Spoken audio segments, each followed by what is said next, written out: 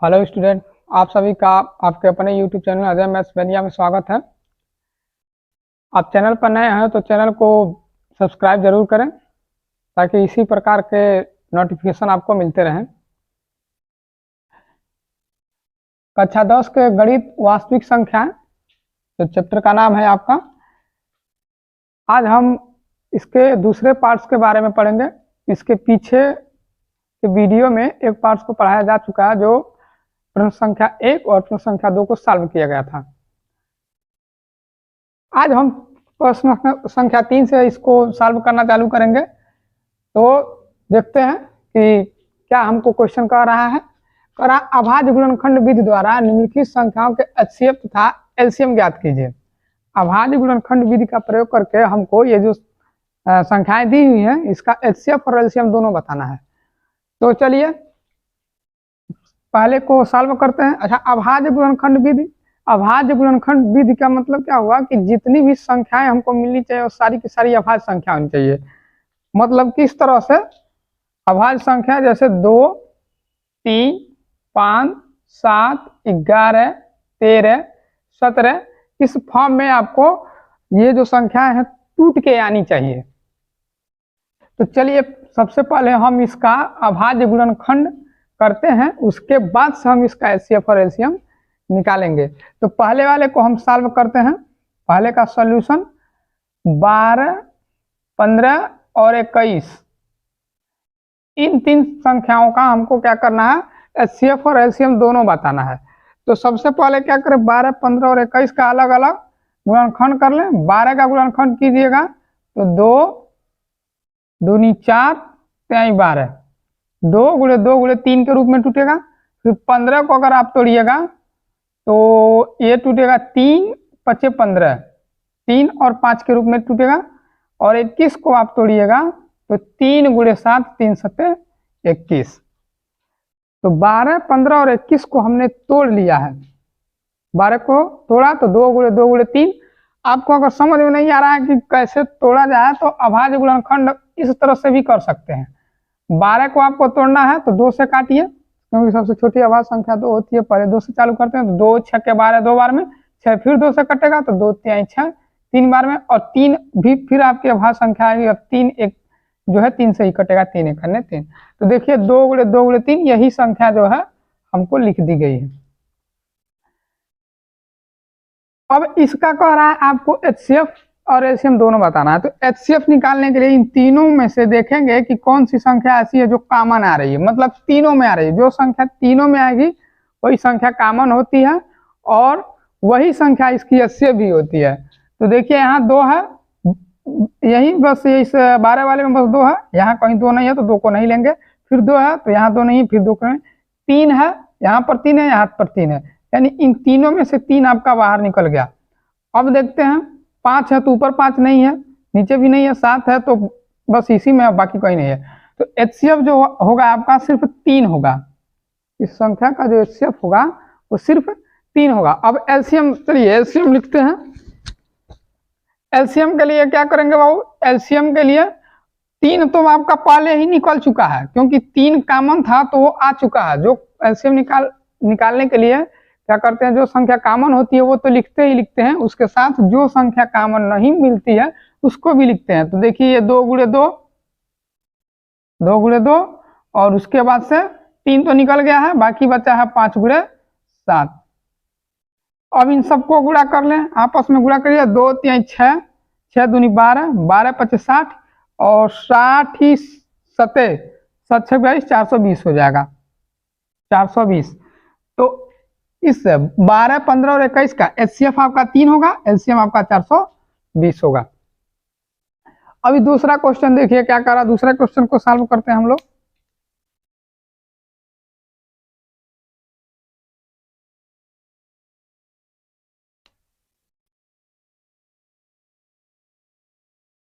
दूसरे क्वेश्चन को सॉल्व करते हैं। तो सॉल्व करने के लिए सबसे पहले क्या करेंगे, 17, 23 और 29 को हम क्या करेंगे, अभाज्य गुणनखंड के रूप में तोड़ेंगे। तो सबसे पहले 17 को तोड़िए। देख रहे हैं 17, 23 और 29, और 29 है 17, 23 और 29 को जब हम अभाज्य गुणनखंड के रूप में तोड़ेंगे तो सबसे पहले 17 को तोड़िए। तो 17 तो खुद है अभाज्य संख्या है, यह टूटेगा तो सिर्फ 1 गुणे 17 के रूप में टूटेगा। 23 भी आपका अभाज्य संख्या है तो ये भी 1 गुणे 23 में टूटेगा। और 29 आपकी अभाज्य संख्या, ये भी अभाज्य संख्या ही है तो ये भी 1 गुणे 29 के रूप में टूटेगा। अच्छा, अभाज्य संख्या का जो डिफिनेशन होता है वो क्या होता है? ऐसी संख्याएं जो एक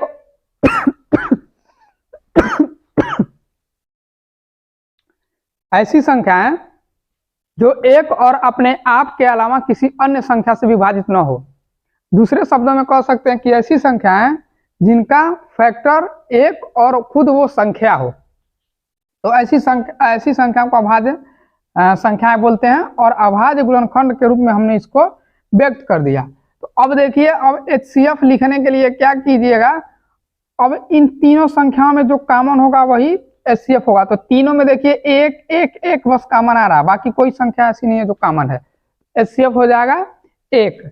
और LCM लिखने के लिए क्या कीजिएगा, एक तो आपका है, एक लिखिए ना लिखिए कोई फर्क नहीं पड़ेगा, क्योंकि जिस संख्या में 1 का गुणा होगा फिर वही संख्या मिलेगी। उसके बाद से 17 गुणे 23 गुणे 29 कर देना है, क्योंकि यह तीनों संख्या लिख के गुणा की जाएगी। तो गुणा कीजिए, 17 और 23 का आपस में गुणा कर लीजिए। तो यहीं पर गुणा कर देते हैं। 17 × 51 होता है और 17 दूनी 34 होता है।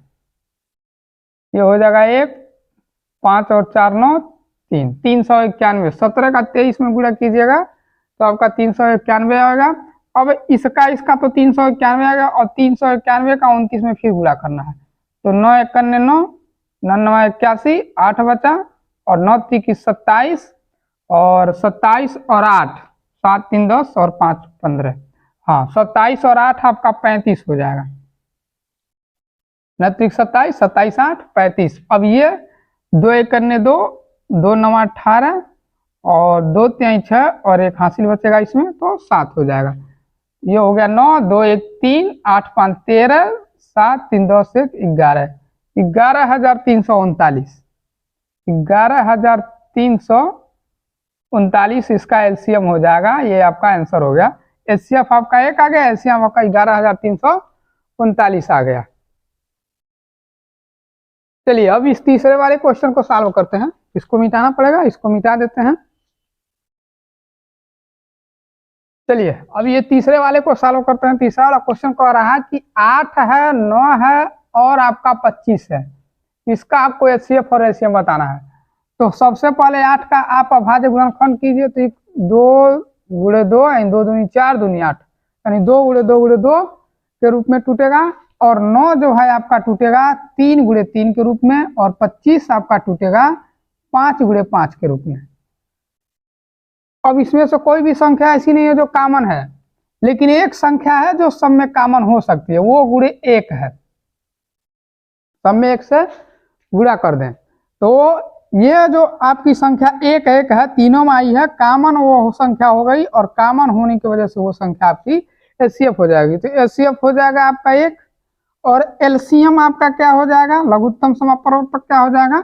तो 1 तो आपका आ गया, लिखे ना लिखे बात बराबर है, लेकिन ये 2 गुणे 2 गुणे 2 आपको लिखना पड़ेगा 3 बार। उसके बाद से 3 गुणे 3, उसके बाद से 5 गुणे 5 लिखना पड़ेगा। गुणा कर दीजिए, 2 दूनी 4 दूनी 8, 3 की 24, 24 × 72 और 72 × 5 दूना 10 और 5 × 7 = 35, 1 36, 360 और 360 25, 5 0 0, 5 6 = 30 और 5 3 15, 15 3 18, 1800 आ गया। 5 0 0, 5 6 = 30 और 5 3 15 3 1800, 1800 आ गया। तो इस संख्या का जो HCF होगा 1 होगा, LCM जो होगा वो आपका 1800 होगा। अगला क्वेश्चन नंबर 4 आपके सामने दिया हुआ है। कह रहा है कि HCF 306 697, दो संख्याएं हैं। इसका मतलब है कि 306 और 697 का HCF आपको 9 दिया हुआ है, लिखा भी है, दिया है। LCM 306 और 697 ज्ञात कीजिए, मतलब 306 और 697 का LCM ज्ञात कीजिए। 306 697 का HCF आपको 9 दे दिया है और इसी संख्या का LCM भी आपको बताना है कि क्या होगा। तो चलिए इसको सॉल्व करते हैं। 306 657 का HCF दिया है, तो लिख लीजिए दिया है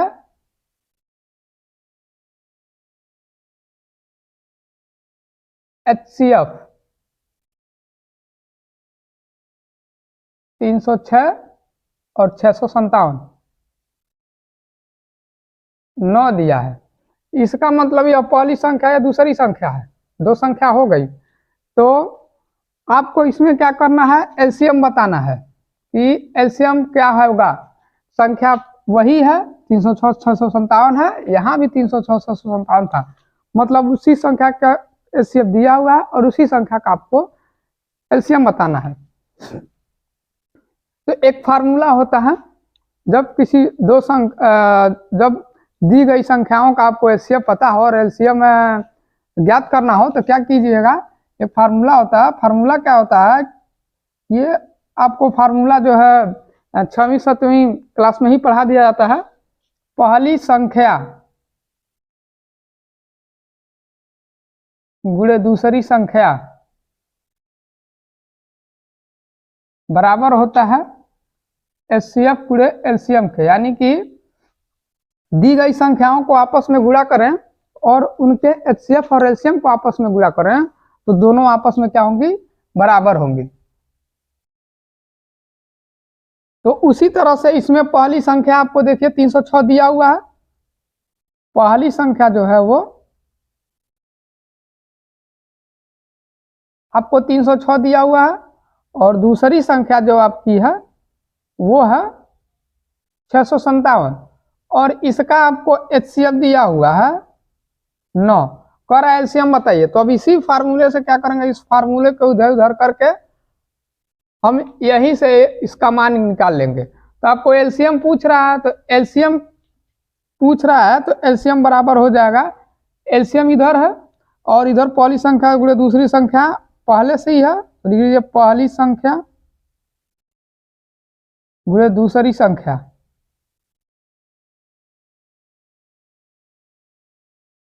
और इधर जो एचसीएफ है जब इस साइड में आएगा, ये जब पक्षांतर करेगा तो इधर आके भाग कर देगा, बटे एचसीएफ हो जाएगा।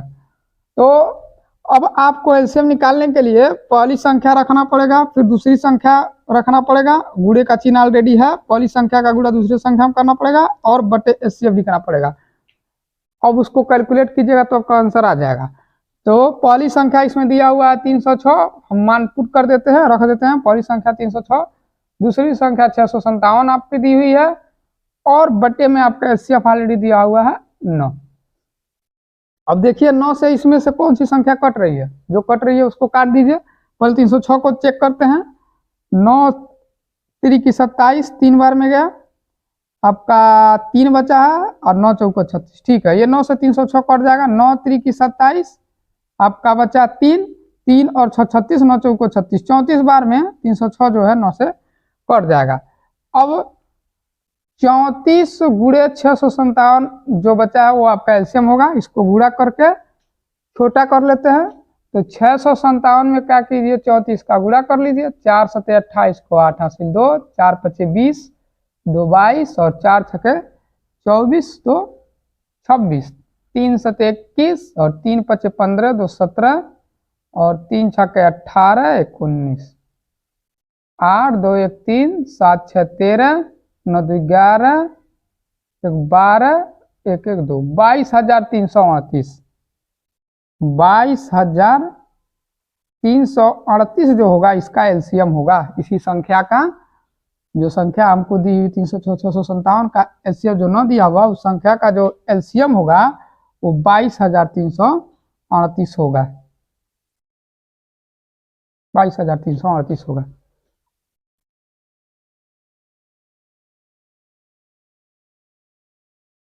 इसके बाद से आपको अगला क्वेश्चन दिया हुआ है, क्वेश्चन नंबर 5वां है, कह रहा है जांच कीजिए कि क्या किसी प्राकृत संख्या n के लिए संख्या 6 पर पावर n अंक 0 पर समाप्त हो सकता है। आपको यह बताना है कि किसी भी प्राकृतिक संख्या n के लिए, मतलब n का मान हम कुछ भी यहाँ पर रखें तो क्या ये जो संख्या है यह 0 पर समाप्त होगी कि नहीं होगी, यह है आपको जांच करके बताना है कि क्या ऐसा हो सकता है कि 6 पर पावर n जो दिया हुआ है, अब n का मान कुछ भी हो, कोई भी प्राकृतिक संख्या रख दें। प्राकृतिक संख्या क्या होती है, गिनती की सारी संख्याएं जो 1 से लेकर इनफाइनाइट तक गिनी जाती हैं वो संख्या प्राकृतिक संख्या कहलाती है। तो उन संख्याओं में से कोई भी अगर एक इस n की जगह पर रखा जाए तो क्या ऐसा हो सकता है कि इसका जो मान हो वो 0 पर समाप्त हो। तो चलिए इसके बारे में थोड़ा हम लोग देखते हैं। कह रहा है कि 6 पर पावर n अंक जो हो वो 0 पर समाप्त हो। तो अगर 0 पर समाप्त होगा तो 6 के हम पहले अभाज्य गुणनखंड निकालते हैं, देखते हैं कि क्या हो रहा है। 6 के अभाज्य गुणनखंड निकालने पर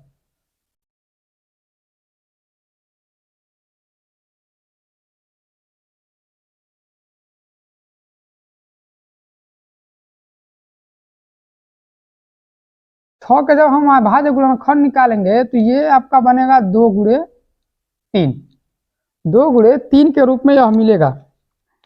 लेकिन कह रहा है कि संख्या जो है आपकी 0 पर समाप्त होनी चाहिए। तो 0 पर समाप्त तो तभी होगा जब उस संख्या में कहीं ना कहीं 5 एक गुणनखंड बनेगा।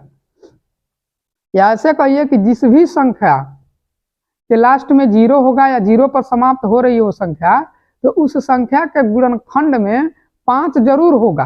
जैसे मान लीजिए हम कह रहे हैं कि 60 ही है, इस पर 0 से पर समाप्त हो गया, तो 60 का जब गुणनखंड कीजिएगा तो आपका बनेगा 2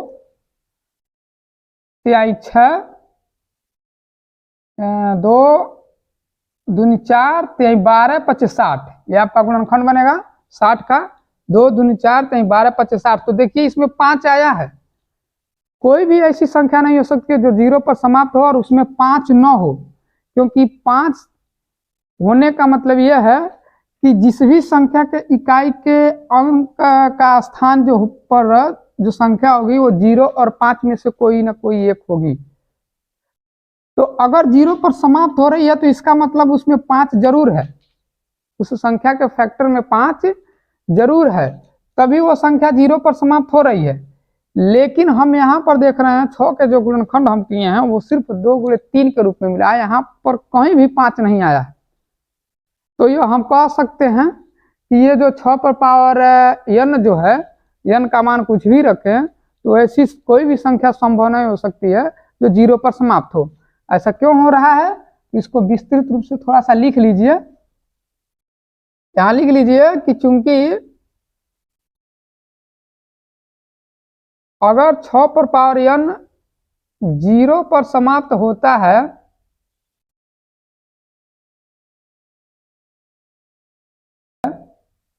तो उस संख्या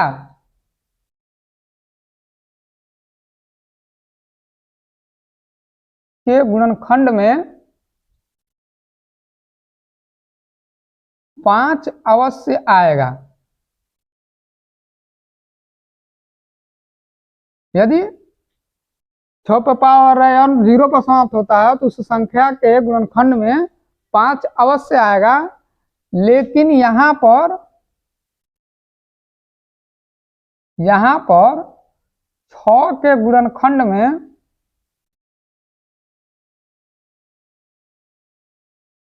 हमको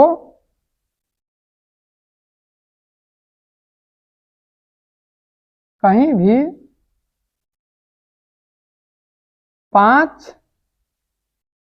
गुणनखंड के रूप में नहीं मिल रहा है।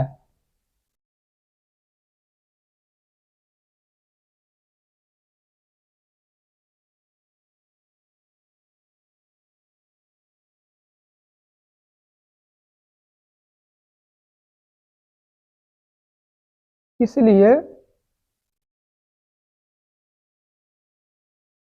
यह संभव नहीं है कि 6 पर पावर n 0 पर समाप्त हो। ये चीज आपको लिख देना है और ये आपका आंसर इस तरह से सॉल्व हो जाएगा। इसका आंसर आपको मिल चुका है। चलिए इसके बाद से अगले क्वेश्चन की तरफ चलते हैं, देखते हैं अगला क्वेश्चन क्या कह रहा है। चलिए इसके बाद से अगला क्वेश्चन दिया हुआ है, व्याख्या कीजिए कि 7 गुणे 11 गुणे 13 धन 13 और 7 गुणे 6 गुणे 5 गुणे 4 गुणे 3 गुणे 2 गुणे 1 धन 5 भाज्य संख्या क्यों है। आपको क्या करना है, बताना है कि ये संख्या और ये संख्या जो है भाज्य संख्या क्यों है। ऐसा इसलिए पूछ रहा है क्योंकि यह 7 11 13 और इसमें आपका जो है 7 5 3 और इधर 5, ज्यादातर जो संख्या है वो अभाज्य संख्या हमको दिखाई दे रही है, इसीलिए यह पूछ रहा है कि बताइए भाज्य संख्या क्यों है। तो पहले समझ लेते हैं कि भाज्य संख्या क्या होती है। भाज्य संख्या क्या होती है इसके बारे में थोड़ा सा जान लेते हैं। भाज्य संख्या ऐसी संख्या होती है, ऐसी संख्या जिनके 2 से अधिक गुणनखंड होते हैं, अधिक गुणनखंड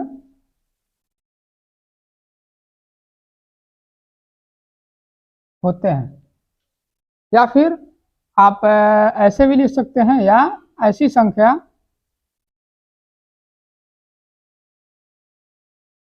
जो एक और अपने आप के अलावा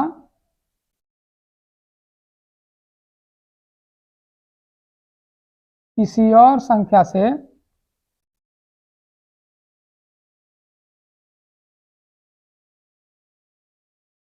विभाजित हो। भाज्य संख्या क्या होती है, ऐसी संख्या जिनके 2 से अधिक फैक्टर प्राप्त हो, गुणनखंड प्राप्त हो, या फिर दूसरे शब्दों में कह सकते हैं कि ऐसी संख्या जो एक और अपने आप के अलावा कम से कम किसी अन्य संख्या से भी विभाजित हो। जबकि अभाज्य संख्या जो होती है उसके सिर्फ 2 ही फैक्टर प्राप्त होते हैं, गुणनखंड प्राप्त होते हैं, या फिर ऐसे कह सकते हैं कि ऐसी संख्या जो एक और अपने आप के सिवा किसी अन्य संख्या से विभाजित न हो। जैसे अगर अभाज्य संख्या के बारे में हम लिखें, अभाज्य संख्या तो 3 5 7। अब इसके विपरीत भाज्य संख्या क्या होती है, भाज्य संख्या क्या होती है। अब जैसे मान लीजिए 4 है, इसके विपरीत हमने ले लिया कि 4 देखिए 4 जो है 1 से विभाजित होगा, 2 से विभाजित होगा, 4 से विभाजित होगा। तो 1 2 4 इसके क्या हो गए, ऐसी संख्या हो गई जो 2 से अधिक यानी कि 3 संख्याओं से विभाजित हो रही है, तो यह भाज्य होगी। इसी तरह से हमने एक 9 ले लिया, जैसे 1 3 9, 9 जो है 1 से विभाजित होगा, 3 से होगा, 9 से होगा, तो यह भी एक भाज्य संख्या हो। तो इसी तरह से हमको बताना है कि बताइए ये जो संख्या दी हुई है भाज्य संख्या होगी। तो चलिए इसको सॉल्व करते हैं। तो क्या कीजिए, पहले 7 गुणे 11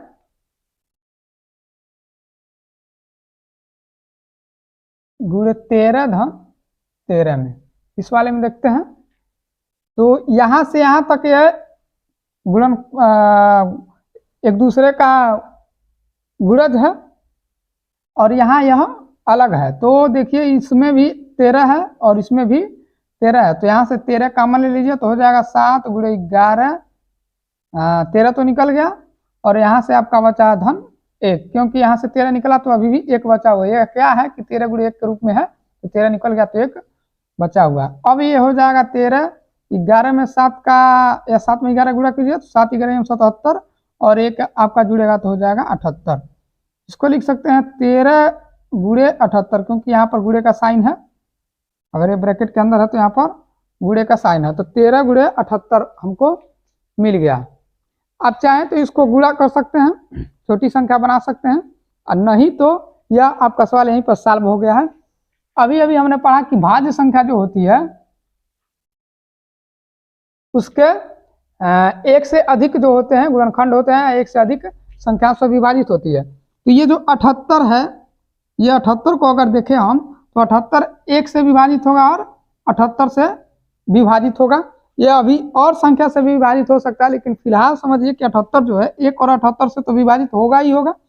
और इसका एक जो गुणांक है या गुणज जो है वो 13 है। तो इसका मतलब है कि इस 78 का ये 13 अगर गुणांक है तो इसका मतलब है कि ये क्या है, 13 इसमें मिला हुआ है, और मिला होने के मतलब है कि यह संख्या 13 से विभाजित होगी। तो ये जो आपकी 13 × 78 संख्या है, ये 13 से भी विभाजित होगी, 1 से भी होगी और 78 से भी होगी। तो देखिए ये 2 से अधिक संख्या से विभाजित होगा, तो ये जो है हमको भाज्य संख्या मिली। तो ये प्राप्त संख्या जो हुई, प्राप्त संख्या जो है यह भाज्य संख्या है। ठीक है, इसी तरह से हम क्या करते हैं, इसको देखते हैं। अब 7 × 6 × 5 × 4 × 3 × 2 × 1 धन 5 में, इसमें देखते हैं। इसमें क्या होगा कि यहाँ से यहाँ तक देखिए सब गुणे के रूप में है और ये अलग है, तो इसमें भी 5 और इसमें भी 5 है। तो क्या कीजिए, 5 सब में से कॉमन ले लीजिए। तो यहाँ से 5 निकलेगा तो बचेगा 7 × 6 × 5 निकल गया 4 × 3 × 2 × 1, और यहाँ से 5 निकला है तो फिर से वही बात हो गया, 5 × 1 के रूप में है, 5 निकल गया तो आपका धन में 1 बचा हुआ है। आगे सॉल्व कर लीजिए, हो जाएगा 5 और अंदर वाले को गुणा कर लीजिए। तो 7 × 6 = 42 और 42 चौको 42 चौको 4 चौको 16 160 68, हाँ 42 7 6 42 42 चौको आपका 168 हो जाएगा। यहाँ से यहाँ तक 168, इसे कर लीजिए 42 × 4, क्योंकि 7 6 42 और 42 चौको 4 दूनी 8 4 चौको 16 168 यहाँ तक आ गया। अब 168 × 3 है, 3 का गुणा कर दीजिए, 168 यहाँ तक और 3 का गुणा कर दीजिए, 3 8 24 को 4 2 और 3 6 18 2 20 और 3 1 3 और 2 5, ये हो गया 504। यहाँ तक आपका आ गया 504 और फिर गुणे 2 भी है, तो 2 इसका 2 में गुणा करिए, 2 चौको 8 तो उसमें 0 और 2 5 10 1008, यानी यहाँ से लेके यहाँ तक का जो आपका गुणनफल प्राप्त हुआ 1008 है, और 1008 में 1 का गुणा कीजिएगा तो 1008 ही होगा। अब उसमें क्या करना है, 1 जोड़ देना है। अब 1008 में आपको 1 जोड़ देना है, 1 हो जाएगा 1009।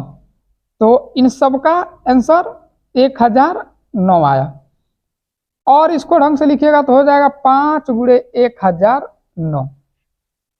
अब ध्यान से देखिए, जिस तरह से यहाँ पर 13 × 78 था, उसी तरह से अब सिर्फ इसको देखिए, 1009 तो 1 से विभाजित होगा और 1009 से विभाजित होगा, 2 संख्या से तो विभाजित होगा ही होगा, और इसमें 5 गुणांक के रूप में है, यानी कि इसका मतलब है कि इसमें 5 भी आ रहा है, और 5 आने का मतलब है कि यह संख्या जो होगी, इसका जो भी गुणनफल प्राप्त होगा हमको, वह संख्या 5 से भी विभाजित होगी।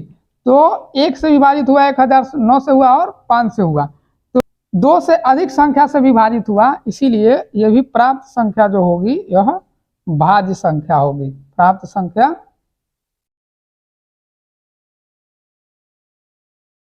भाज्य संख्या है। तो जो आपको दिया हुआ था ये 7 × 11 × 13 धन 13 और 7 × 6 × 5 × 4 × 3 × 2 × 1 धन 5 भाज्य संख्या है। क्यों बताइए? तो क्यों है ये पूरा का पूरा इसमें हमने बता दिया कि क्यों यह भाज्य संख्या प्राप्त हुई है। इसके बाद से अगला क्वेश्चन है, क्वेश्चन नंबर 7 आपको दिया हुआ है।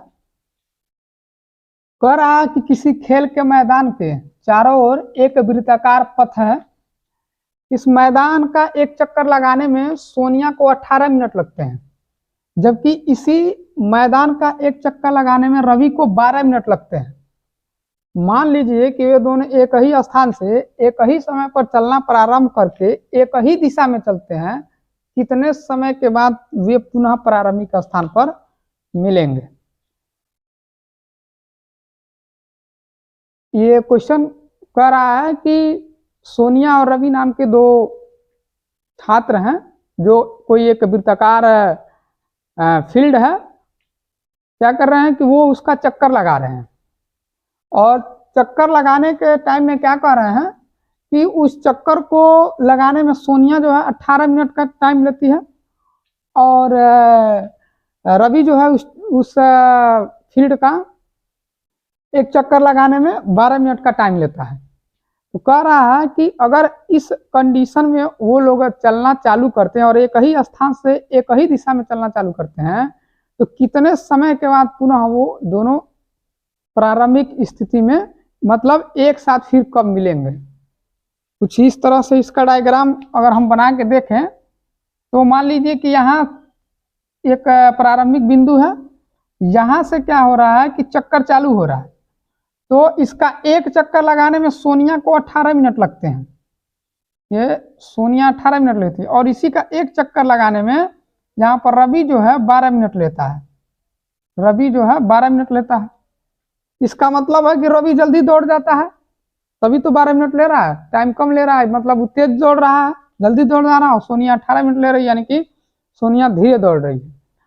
तो फिर कह रहा है कि ऐसी स्थिति कब बनेगी जब ये दोनों पुनः इसी बिंदु पर एक साथ मिलेंगे। तो ऐसे सवालों में हमको क्या करना पड़ता है कि दी गई संख्याओं का बस एलसीएम निकाल लेना है। एलसीएम निकाल लेंगे तो आपको पता चल जाएगा कि इसका आंसर क्या होगा, या फिर इस सवाल में ये दोनों फिर कब एक साथ मिलेंगे, एक स्थान पर मिलेंगे। एलसीएम अगर इसका हम निकाल लेंगे 12 और 18 मिनट का, तो कितने समय के बाद हमको पता चल जाएगा कि वो समय, अगला समय कौन सा होगा जब ये दोनों एक साथ मिलेंगे। क्या होता है कि जो हमारा एलसीएम होता है, उस एलसीएम को ये दी गई संख्याएं जो है डिवाइड करती हैं। तो चलिए सॉल्व करते हैं इसको।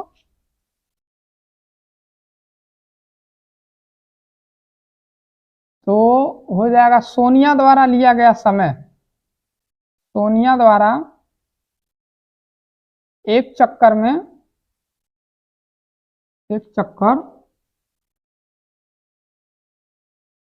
पूरा करने में लिया गया समय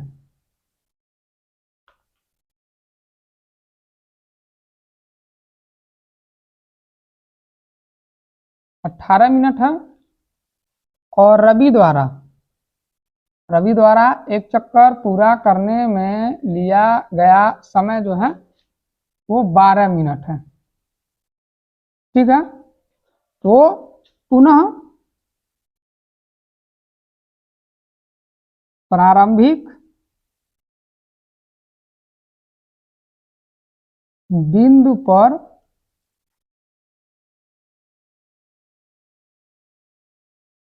मिलने का समय, तो समय जो हो जाएगा आपका, बस वो क्या होगा, 18 और 12 का एलसीएम होगा। तो एलसीएम निकालने के लिए अभाज्य गुणनखंड का हम यूज करेंगे, अभाज्य गुणनखंड का हम यूज करेंगे। तो 18 का अगर आप गुणनखंड कीजिएगा तो ये आपका 2/6 3 18, 2/6 3 18, 2 गुणे 3 के रूप में टूटेगा। और 12 का कीजिएगा 2 दूनी 4 3 12, 2 गुणे 3 के रूप में टूटेगा। आपको नहीं समझ में आ रहा है कि कैसे हो जा रहा है, तो ऐसे कर लीजिए। 18 का कीजिए 2 9 18, फिर ये आपका 3 से 3 3 9, फिर 3 से 1, तो 2 गुणे 3, 2 गुणे 3। इसी तरह 12 का कीजिएगा तो ये 2 6 के 12, 2 3 6 और 3 1 3, तो 2 गुणे 3 के रूप में आपको टूट के मिलेगा। तो हमको एलसीएम निकालना है। तो एलसीएम क्या होता है, एलसीएम निकालने के लिए क्या करेंगे, जो संख्या कॉमन होती है पहले तो उसको तो लिखते हैं। तो यहाँ पर देखिए 2 और 2 कॉमन है, तो 2 तो पहले ही आ जाएगा। इसके बाद बची हुई संख्याओं को भी लिखते हैं। अच्छा, कॉमन आपका 3 भी मिल रहा है, 3 और 3 भी है, तो ये हो जाएगा 3 यहाँ पर। 2 गुणे 3 तो आपका कॉमन निकल गया, बाकी जो बची संख्या है उसको भी लिखते हैं। तो ये 3 और 2 बचा हुआ, तो हो जाएगा 2 गुणे 3। तो गुणा कर लीजिए, 2 3 6, 6 दूनी 12 और 12 3 36, यानी कि 36 मिनट के बाद वो पुनः जो है उसी स्थान पर मिलेंगे। 36 मिनट के बाद पुनः प्रारंभिक स्थिति में वो दोनों एक साथ मिल जाएंगे। तो इस प्रश्नावली का सारा सवाल हमने सॉल्व कर लिया है। जितना भी सवाल था, ये प्रश्नावली वास्तविक संख्या जो राजीव प्रकाशन बुक से यह क्वेश्चन थे, ये 1.1 आपका पूरा सॉल्व हो चुका है। इसके बाद हम अगले प्रश्नावली को हम सॉल्व करेंगे। अगर आपको सेशन अच्छा लगा हो तो चैनल को सब्सक्राइब और लाइक जरूर करें। जय हिंद।